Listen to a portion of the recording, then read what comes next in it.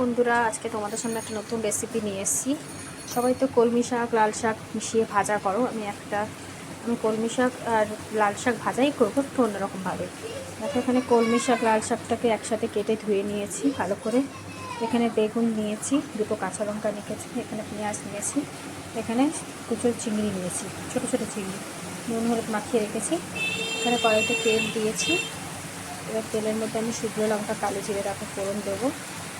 এখানে শুকনো লঙ্কা কালো জিরে ফোড়ন দিয়েছি, আর একটুখানি দেব রসুন।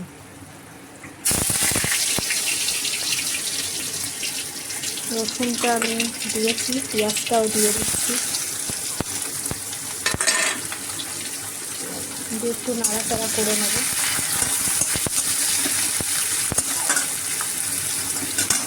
এবার আমি দুটো কাঁচা লঙ্কাও দিয়ে দিলাম। তাহলে কী কী দিলাম, তেলের মধ্যে প্রথমে কালো জিরে, শুকনো লঙ্কা, পেঁয়াজ, রসুন একটুখানি, আর দুটো কাঁচা লঙ্কা, আর সামান্য একটু চিনি দিয়ে দিয়েছি। দিয়ে এবার আমি এখানে মাছগুলো দিয়ে দেব। তোমরা এইভাবে কলমি শাক একবার বাড়িতে করে রাখতে পারো, একটু আর কোনো তরকারি লাগবে না, এটা দিয়েই খাওয়া হয়ে যাবে।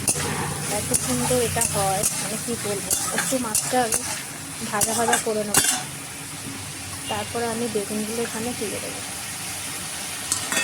দেখো, কিছুটা ভাজা ভাজা একটু হয়ে গেছে, খুব বেশি কড়া করে ভাজবো না। এবার আমি এর মধ্যে বেগুনগুলো দিয়ে দিলাম। তোমাদের যদি ভিডিওটা ভালো লাগে, এই রেসিপিটা ভালো লাগে, অবশ্যই লাইক সাবস্ক্রাইব কমেন্ট করে জানিও। আর বাড়িতে অবশ্যই একবার এইভাবে কলমি শাক ট্রাই করে দেখো।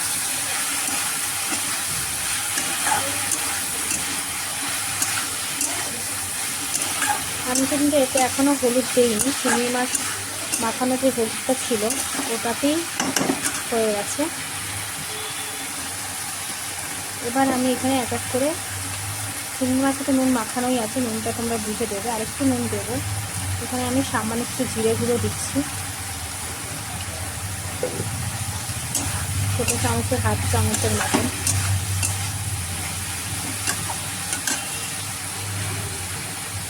অনেকটা বেগুনটাও কিছুটা ভাজা ভাজা হয়ে গেছে। এবার আমি এখানে শাক দেবো।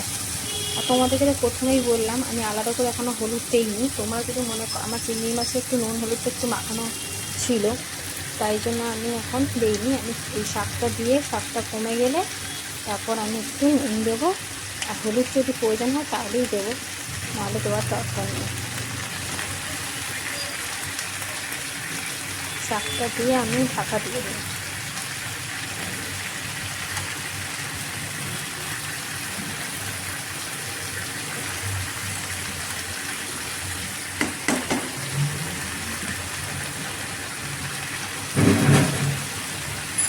এখন নাড়বো না, একটু কমে যাবে, তারপর ঢাকা দিয়ে দিলাম। এবার আমি ঢাকনাটা খুলছি, যেহেতু শাকটা দিয়েছিলাম। দেখো, শাকটা অনেকটা কমে গেছে, এই জন্যই বলেছিলাম প্রথমে নুন দেবে না। কেন, যদি নুন প্রথমেই দিয়ে দাও, নুনটা বেশিও হয়ে যেতে পারে। দেখো কি সুন্দর কালারটা হয়েছে, চিংড়ি মাছ বেগুন দিয়ে শাক ভাজা। তোমরা চাইলে এখানে একটু কাশ্মীরি লঙ্কা গুঁড়ো দিতে পারো। দেখো, গ্যাসটা কমিয়ে কমিয়ে করবে। দেখো, শাক থেকেই তো জল বেরোয়, সেই জলটাতে ভাজাটা প্রায় হয়েই যায়। আমি এতে আরেকটু সামান্য নুন দিয়েছি, আর একটু কাশ্মীরি লঙ্কা গুঁড়ো দিয়েছি। তোমরা চাইলে দিতেও পারো, কাশ্মীরি লঙ্কা গুঁড়ো না দিতেও পারো। যদি ঝাল খাও তাহলে কাশ্মীরি লঙ্কা, ঝাল লঙ্কা গুঁড়ো দিতে পারো। দেখো কি সুন্দর দেখতে হয়েছে না, চিংড়ি মাছ দিয়ে কলমি শাক ভাজা। ভালো লাগলে এইভাবে তোমরা শাকটা রান্না করে দেখতে পারো। কেমন লাগলো ভিডিওটা কমেন্ট করে জানিও। সবাই ভালো থেকো, সুস্থ থেকো।